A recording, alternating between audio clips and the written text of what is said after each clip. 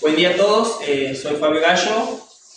Básicamente mi tema de investigación se puede resumir como herramientas para el razonamiento con conocimiento social. Primero les comento el contexto. Tengo una beca doctoral y mis directores son Marcelo Jalapa y codirector Gerardo Simari, y estoy apenas comenzando el tercer año. Entonces,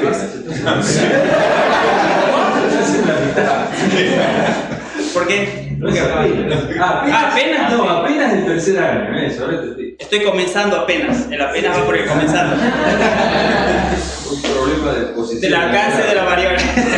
El apenas impacta sobre el tercer año. Okay.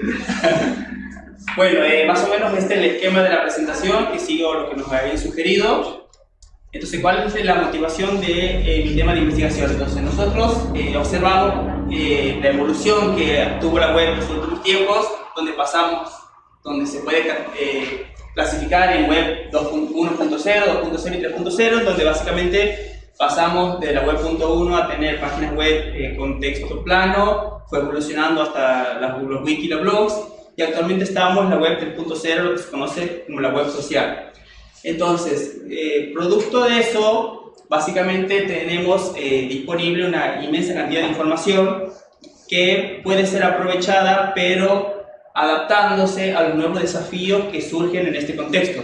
Entonces, por eso nosotros observamos que los formalismos actuales de representación de conocimiento y razonamiento no pueden lidiar con toda la amplia gama de variedad de problemas que hay que afrontar en este contexto. Entonces, esta imagen que quería demostrar que básicamente hoy en día nosotros vemos que la gente publica todo en las redes sociales, todo lo que uno se le pueda pasar por la cabeza, y este cartel sería bueno que lo pongan en la escalera del DECI, lo voy a proponer.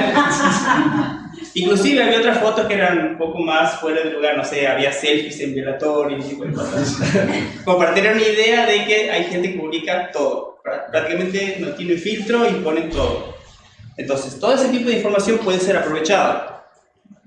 Entonces, ¿cuál es la motivación? Por ejemplo, supongamos que hoy en día, mejor dicho, no supongamos, hoy en día la mayoría de las personas tienen cuenta en al menos una red social, o inclusive más de una cuenta en distintas redes. Entonces, por ejemplo, tendríamos este pequeño ejemplo de Facebook, Instagram y Twitter, donde tenemos unos usuarios que están interconectados, y a su vez dos usuarios inclusive podrían estar conectados en más de una red social. Entonces, como vemos, tenemos una amplia variedad de involucrados, que no necesariamente pueden ser personas. Entonces, en este contexto, digamos, no es muy claro cómo la información que reciben las personas desde esas fuentes de las redes sociales puede ser integrada con el conocimiento previo que tienen, porque puede ser potencialmente contradictorio, o inclusive cómo lidiar cuando viene información de una misma fuente que es contradictoria.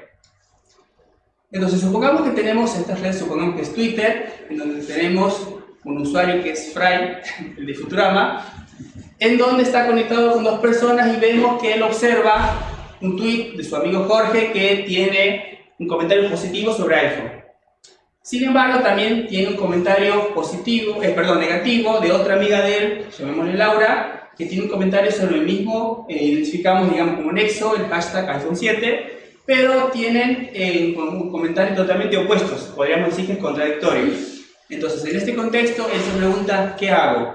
Porque él puede tener información previa sobre el iPhone 7, que puede ser potencialmente inconsistente con alguno de los dos, o inclusive él puede decidir ignorar, o inclusive también él puede ser que es un caído de Venus, que no tiene idea que es un iPhone 7, y entonces él tiene que tomar una decisión, y también tiene que, digamos, surge la pregunta, ¿él qué hace con esa decisión que toma? ¿Sí? Incorpora o publica algo al respecto, y eso generaría otra fuente de información para sus amigos vinculados en nuestras redes. Entonces, hasta ahora nosotros venimos trabajando hace 2 años, y hasta ahora nosotros habíamos empezado definiendo lo que es un conjunto de propiedades para una Social Knowledge Base, o SKB, en el cual nosotros primero bosquejamos como a muy alto nivel lo que sería el entorno de nuestro problema, como para empezar a identificar los problemas e ir abordándolos poco a poco. Entonces, nosotros en este contexto tenemos lo que sería en las redes sociales, los usuarios que ahí comentan todo y ahí podemos observar como una gran fuente de preferencias, por ejemplo. Y después tenemos las relaciones que existen entre esos usuarios. Entonces, la Social Knowledge Base, o SKB, podemos caracterizarla como un conjunto de 5 elementos en donde tenemos conocimiento ontológico de un dominio particular, porque el conocimiento también depende del dominio en el cual nosotros queremos después aplicar ese conocimiento. Después, la red social compleja, donde tenemos todos los involucrados con los distintos tipos de relaciones que puede haber.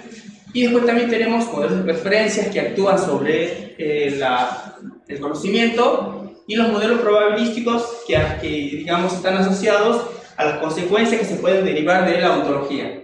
Y después tenemos operadores de revisión de creencias, que básicamente la revisión de creencias trata de integrar fuente e información con conocimiento preexistente. Entonces para eso se definen operadores. Y después nosotros digamos, tomamos en cuenta herramientas preexistentes de las cuales nosotros podemos utilizar, pero a través de una adaptación previa que hay que hacer para este contexto.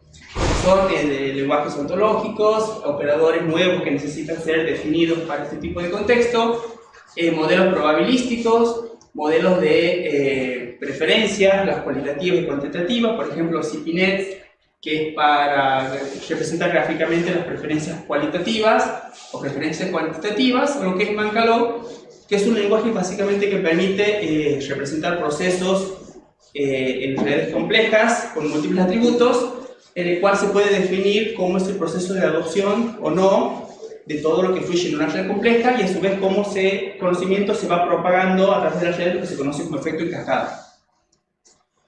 Entonces, después, como siguiente paso, formalizamos lo que es una KB, una NKB, una Network Knowledge Base, en la cual nosotros básicamente vemos que si tenemos 3 redes sociales, como digamos en el ejemplo, a las 3 las podemos representar como un conjunto de nodos con arcos etiquetados, que a su vez todo eso puede confluir. Las 3 redes podemos crear una sola red más completa, en la cual, por ejemplo, en el caso donde teníamos 2 usuarios que estaban vinculados en más de una red, solamente basta agregar etiquetas al arco, en la cual a su vez también indicamos un valor adicional que indica el grado de fortaleza que existe en esa relación. ¿Por qué? Porque uno puede tener un vínculo con una persona en más de un contexto y tener un distinto grado de fortaleza. Por ejemplo, mi director, si él me dice algo sobre lo que es investigación, voy a confiar mucho más. En cambio, no sé, si me dice algo de deporte y que él no sabe nada y me dice algo, es un ejemplo, no sé, puede ser ping pong, capaz que no sabe nada, y si me dice, bueno, un amigo, llamémosle Gerardo. Entonces, básicamente era para demostrar que puede haber distintos niveles de relación y que no todos actúan uno de igual manera.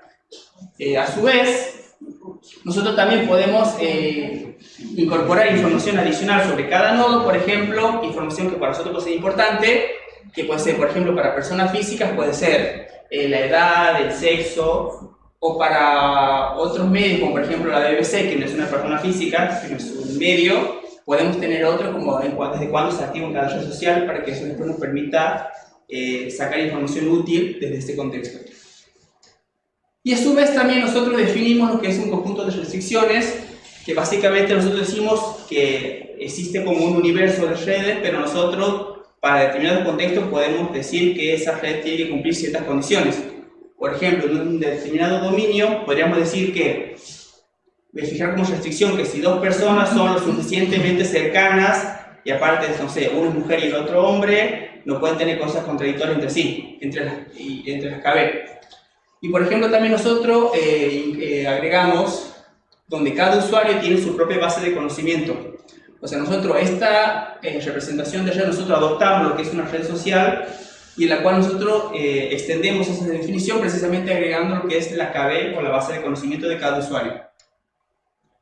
Nosotros también formalizamos cómo va a ser el formato de la información que se transmite a través de la red, y luego representamos con una terna en la cual tenemos un origen, un literal que representa la información asociada a ese origen y la decisión que tomó ese origen sobre ese literal, que puede ser haberlo agregado, que puede ser que lo haya eliminado, o puede ser que haya cambiado de opinión, entonces decimos que invierte el concepto que tenía sobre ese literal. Entonces, vemos otro ejemplo en el cual supongamos que tenemos a dos usuarios, a Jorge y Alicia, se llamaba creo. Sí. Jorge y Alicia, en la cual es Jorge la sigue a Alicia en Twitter y definimos nosotros un grado de cercanía de 0.8. O sea, ese grado 0.8 puede ser, no lo había dicho antes, puede ser calculado de múltiples formas. Por ejemplo, podemos calcularlo a partir de cuántos intereses tienen en común, hace cuánto se conocen. O sea, eso queda a criterio del dominio de la aplicación. Nosotros por ahora no abordamos eso, nosotros asumimos que solamente existe un valor determinado. Entonces, ¿qué pasa si, por ejemplo, Alicia dice, bueno, volvemos con el ejemplo del iPhone, comenta que le encanta el iPhone, entonces después Jorge lo ve, y nosotros podríamos decir que él está recibiendo un news item donde Alicia, que es el origen, adoptó el literal A. O sea que podemos ver como que beta representa un voto a favor de iPhone. ¿Qué pasa si después ella había publicado eso en el primer momento que había tenido su nuevo iPhone, pero después con el uso encuentra problemas que tiene y no le gusta tanto, y después lo publica, no sé, se queja de la batería, que le muere cada 2x3, entonces ahí podríamos decir que Alicia vuelve a publicar algo en donde Alicia ahora dice no beta, o sea, cambio de opinión, y por eso tenemos una I como tercer elemento que dice que invirtió su opinión. Y a su vez esa operación implicaría que ella sacó beta de su base de conocimiento por la consistencia, para mantener consistencia. Digamos que sería implícito esa operación. Después nosotros también justificamos la necesidad de nuevos operadores de revisión. Claro, nosotros básicamente bosquejamos cuál sería el proceso iterativo, ¿cierto? Iterativo entre comillas, de cómo va a ser el proceso de integración de todo lo que es el contexto de la SKB. Entonces nosotros donde tenemos una red, esta es una simplificación de la que habíamos visto como en el ejemplo, en el cual hay una fuente de news item, o sea, una fuente de novedades, y supongamos que el usuario BBC y está en inglés la presentación porque esto forma parte de la publicación y daba pereza pasarlo al español. Entonces, supongamos que dos usuarios en la cual acceden a esa fuente de información y cada uno realiza un proceso de evaluación en paralelo, porque eso es algo que le compete a cada usuario en sí mismo. Entonces, cada uno efectúa esa operación en función de los news items que recibe, que no necesariamente son los mismos, porque depende de las relaciones que tenga cada uno. Entonces, luego del proceso de revisión puede ser que algunas restricciones de integridad hayan sido violadas. Por ejemplo, si nosotros habíamos dicho que si son cercanas o pueden tener cosas contradictorias, puede ser que luego de ese proceso de revisión local ahora tengan cosas contradictorias entre BBC y George, entonces estaría violando. Entonces nosotros pasaríamos a otra operación que intentaría establecer que satisfaga otra vez las restricciones que habíamos impuesto para este contexto.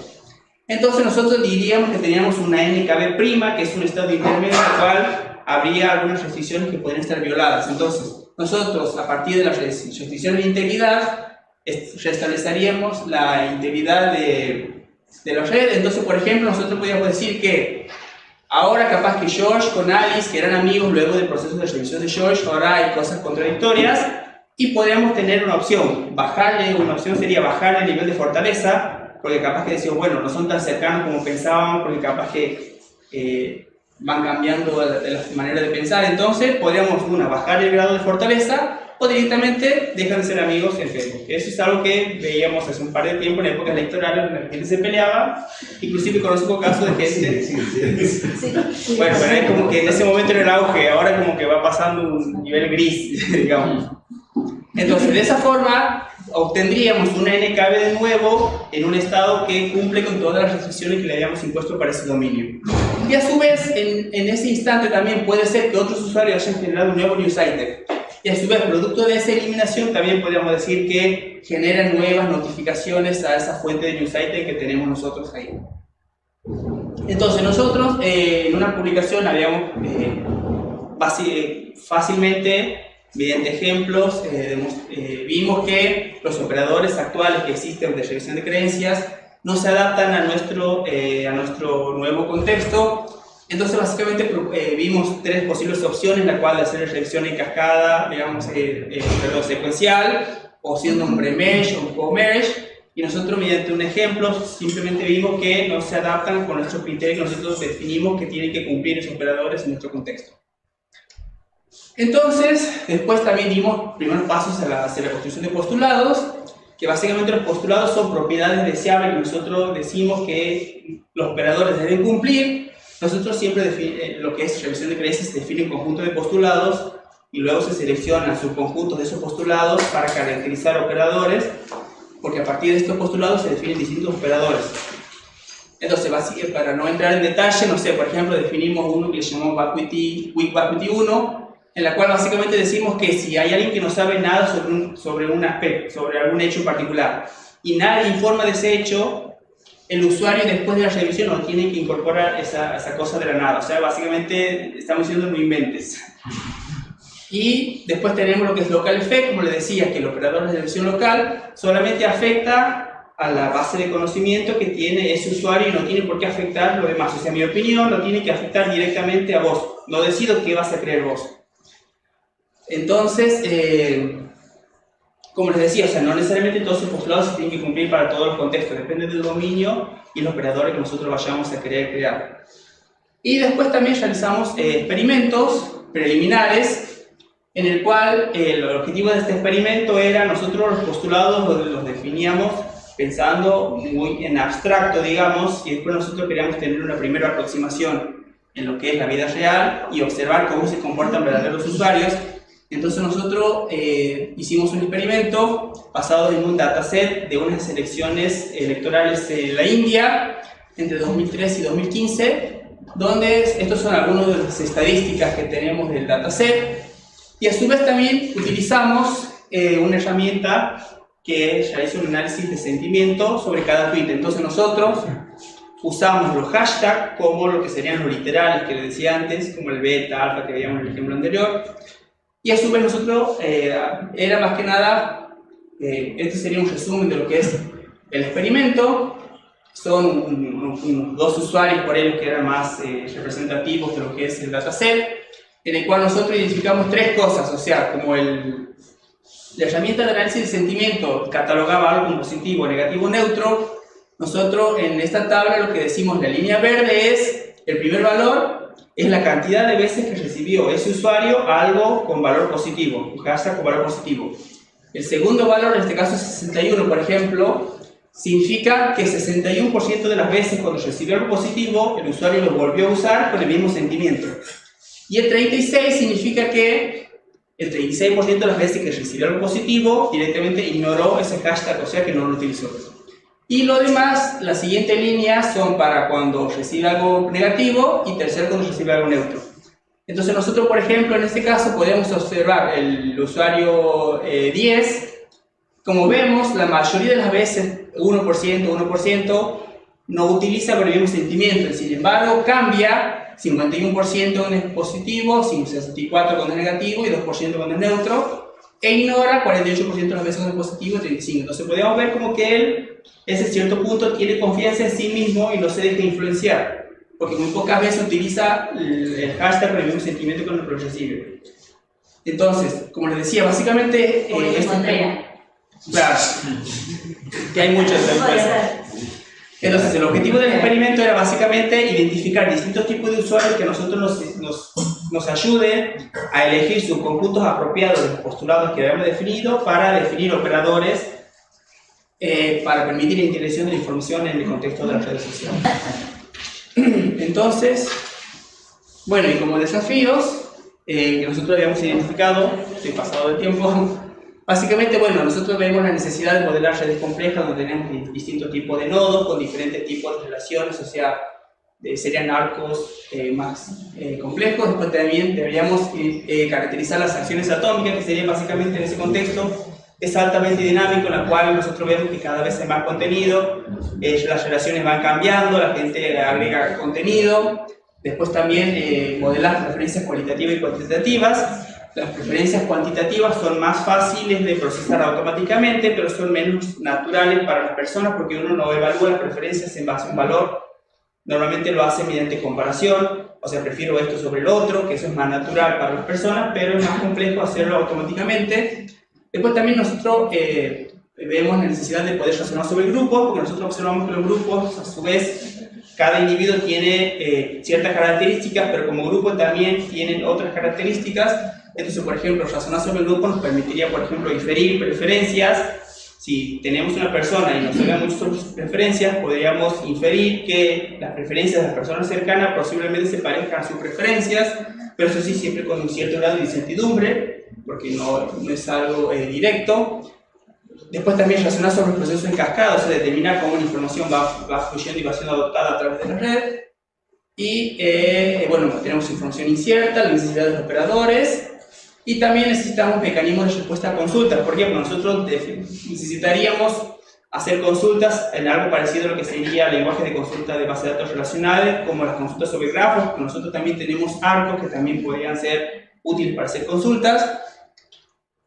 Y bueno, y como trabajo futuro, lo que estamos llevando a cabo ahora básicamente sería construir el operador local de lo que habíamos visto nosotros, después también empezar a trabajar en cómo sería el proceso más global de toda la red para básicamente establecer la integridad y todo lo que hemos visto en el dibujo anterior. Después también hacer más experimentos con datos sintéticos y con datos reales. Y después nosotros por el momento solamente consideramos como que las bases de conocimiento son literales, como para simplificar las cosas y empezar a trabajar sobre eso, y en el futuro planeamos expandirlo a fórmulas. Y después también pensamos abordar aspectos temporales, porque como ya hemos dicho, como es altamente dinámico, también tenemos que tener en cuenta la estampilla de tiempo que pueden tener en el news item, que eso también lleva a más trabajo.